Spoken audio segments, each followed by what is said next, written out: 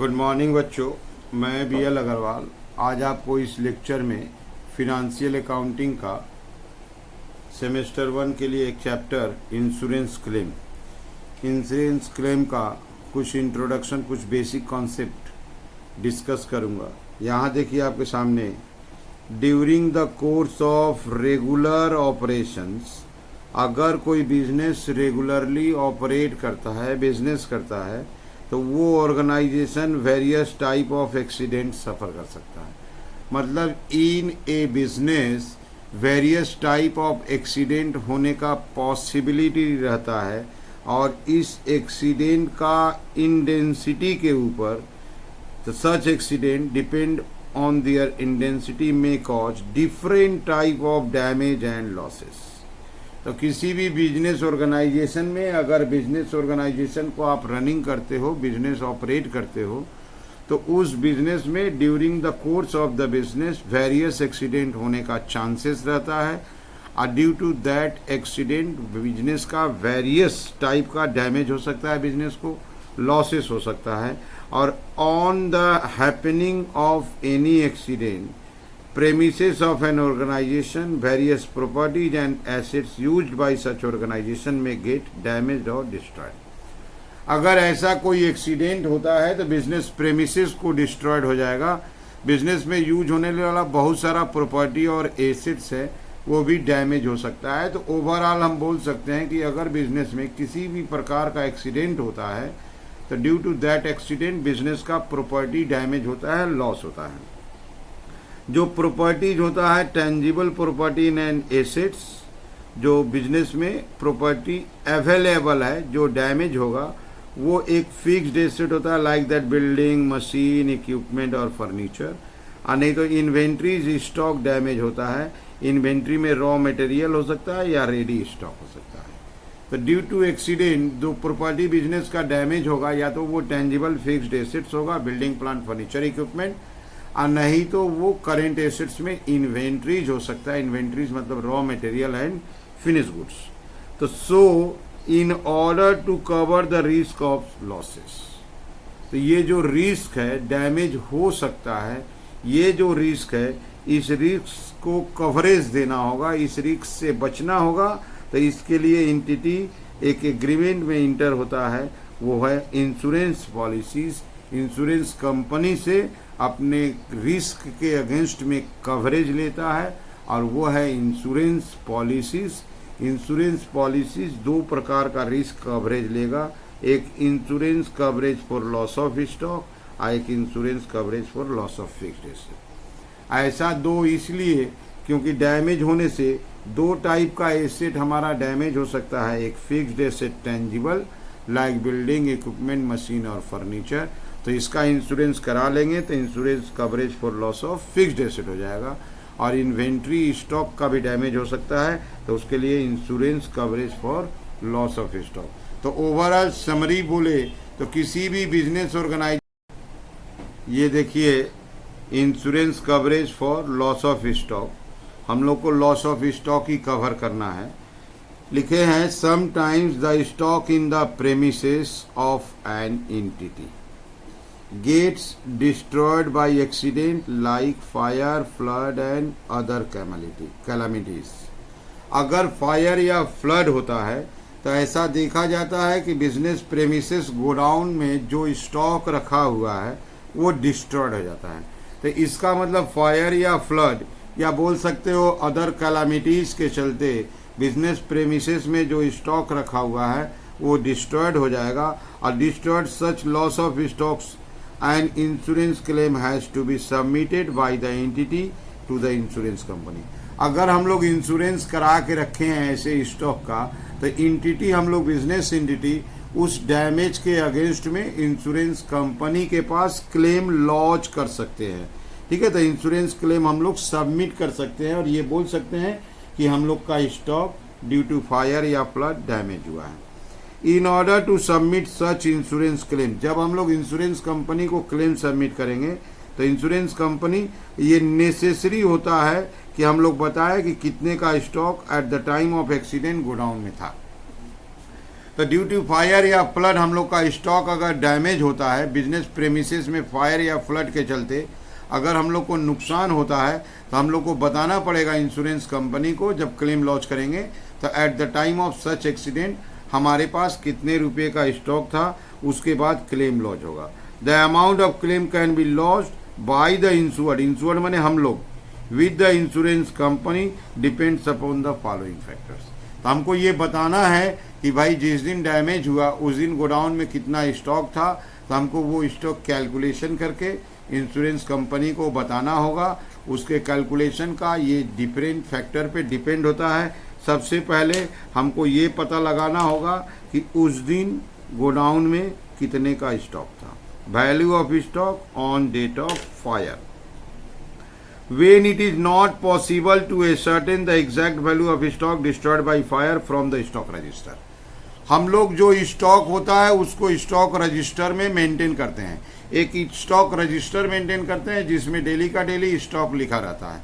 अगर फायर या फ्लड हुआ है, जो भी कारण से एक्सीडेंट से डैमेज हुआ है, तो हम लोग इंश्योरेंस कंपनी को बताएंगे कि स्टॉक रजिस्टर के हिसाब से इतने रुपये का स्टॉक था।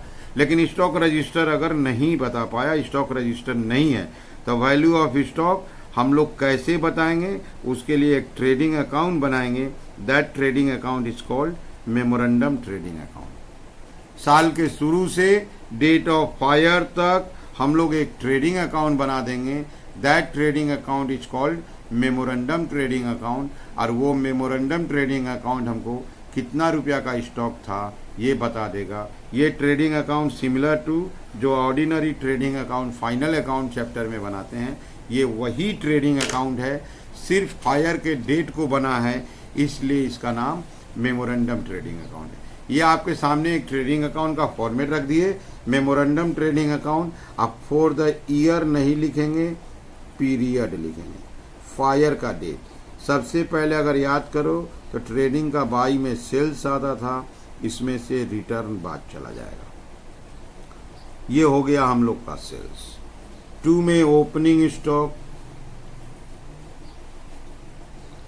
2 में ओपनिंग स्टॉक आएगा। 2 में परचेज, अब परचेज से बाद जाएगा रिटर्न।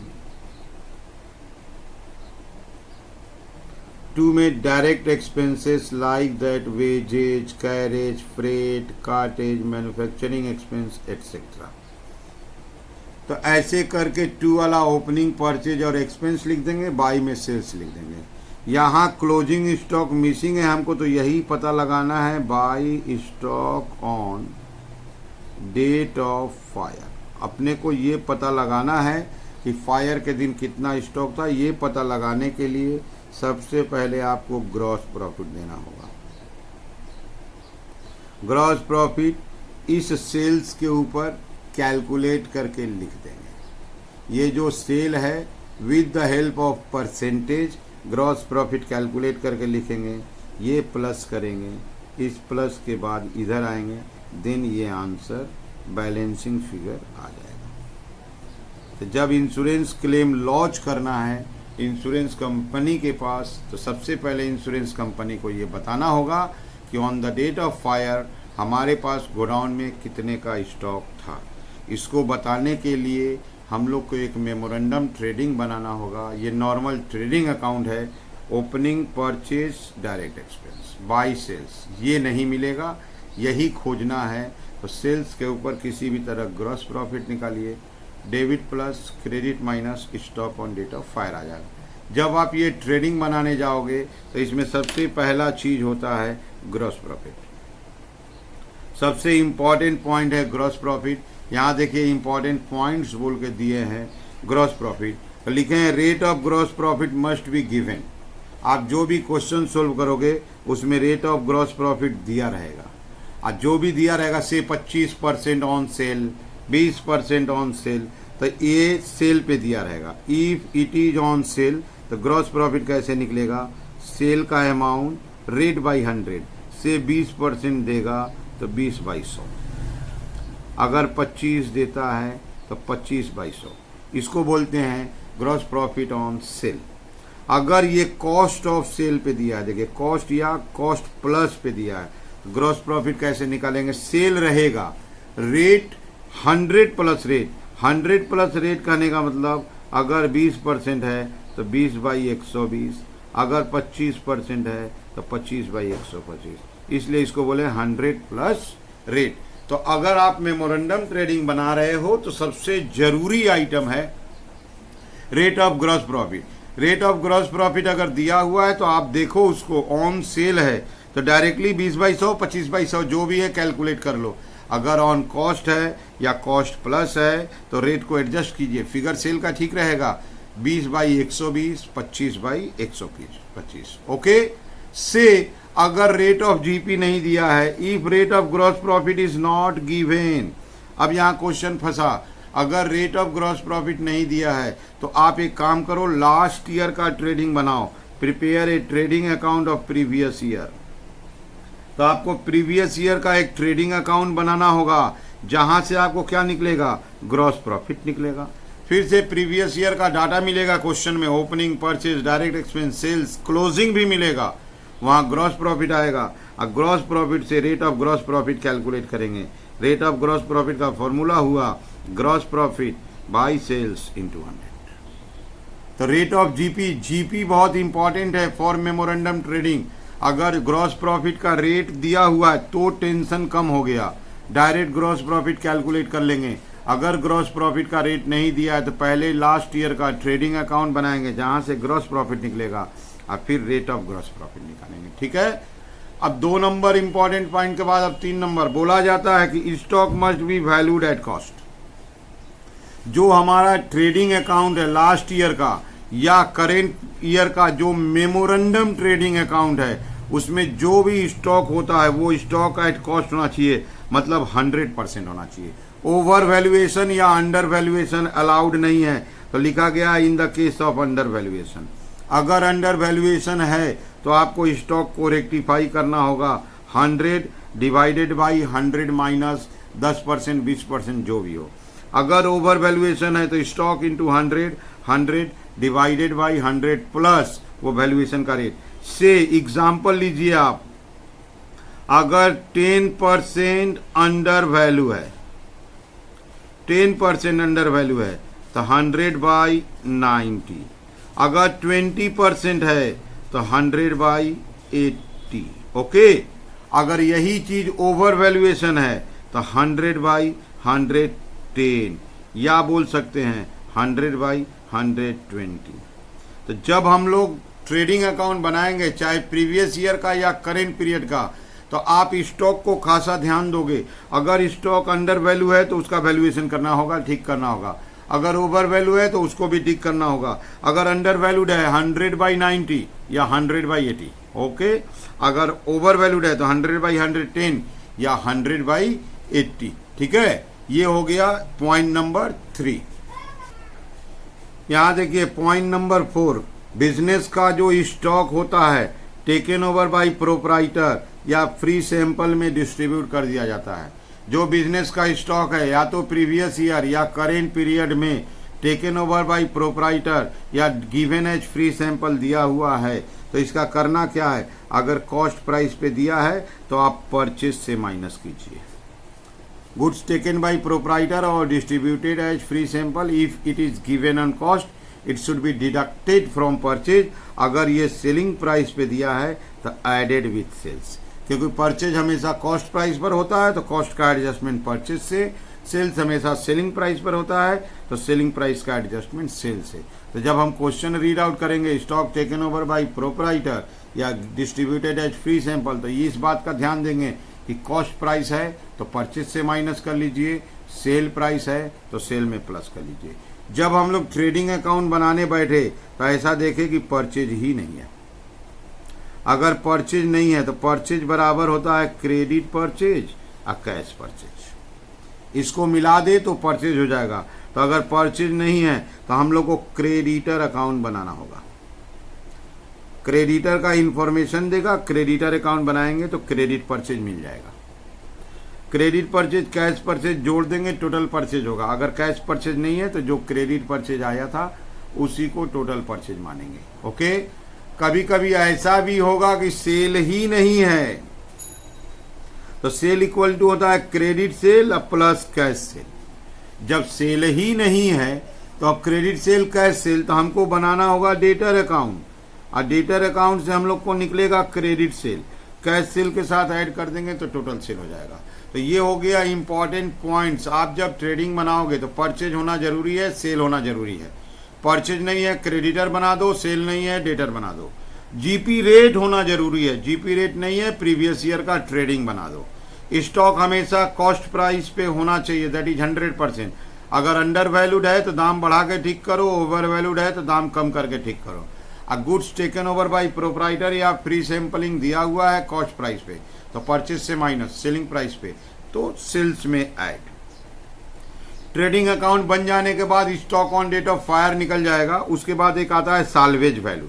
साल्वेज वैल्यू कहने का मतलब ऐसा माना जाता है कि फायर होने के बाद सारा स्टॉक नहीं डैमेज होता है, कुछ न कुछ स्टॉक सेव कर लिया जाता है, बच जाता है। तो देखिए the term stock salvage refers to the quantity of stock that the entity maintain to manage to sell।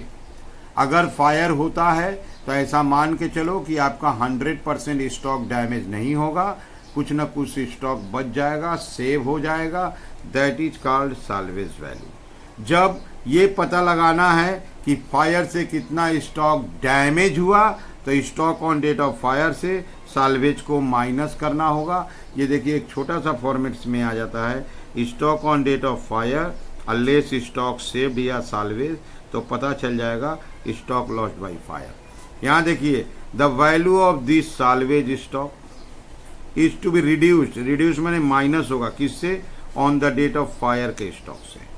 तो जो on the date of fire stock था उस स्टॉक से साल्वेज को माइनस करेंगे तो पता चल जाएगा एक्चुअल कितना स्टॉक डैमेज हुआ, और उसके हिसाब से ही क्लेम लॉन्च किया जाता है।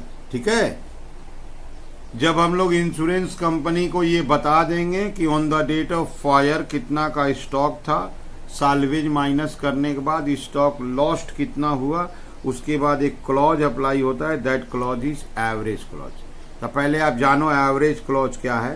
The amount of insurance premium is a regular payment depends upon the value of goods insured. जब हम लोग इंश्योरेंस कराएंगे तो जितना रुपया का इंश्योरेंस कराएंगे उसके ऊपर एक प्रीमियम फिक्स होता है, और वो premium every year regular interval पे इंश्योरेंस कंपनी को पेमेंट करना पड़ता है। जितना ज़्यादा वैल्यू का स्टॉक कराएंगे प्रीमियम उतना ज़्यादा होगा। अगर हम लोग 5 लाख का इंश्योरेंस कराते हैं तो इंश्योरेंस प्रीमियम 5 लाख पे डिपेंड करता है। अगर 2 लाख का इंश्योरेंस कराते हैं तो प्रीमियम कम होकर 2 लाख पे डिपेंड करेगा। अगर 10 लाख का इंश्योरेंस कराते हैं तो प्रीमियम 10 लाख पे डिपेंड करेगा। तो इसका मतलब जितना ज़्यादा का इंश्योरेंस कराएंगे प्रीमियम उतना ज़्यादा होगा। तो ये बिजनेस के लिए एक खर्च है, एक्सपेंस है। तो reduce the burden insurance premium average stock of the business is insured.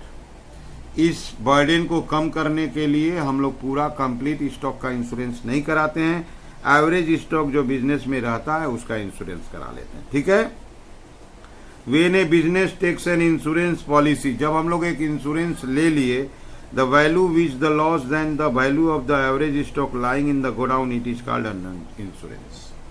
कहने का मतलब हुआ कि हम लोग इंश्योरेंस कराए 5 लाख का, और जिस दिन फायर हुआ डैमेज हुआ उस दिन 5 लाख से ज़्यादा का स्टॉक गोडाउन में था, तो इसको अंडर इंश्योरेंस बोलते हैं। और अंडर इंश्योरेंस में ही वो एवरेज क्लॉज अप्लाई हो जाता है।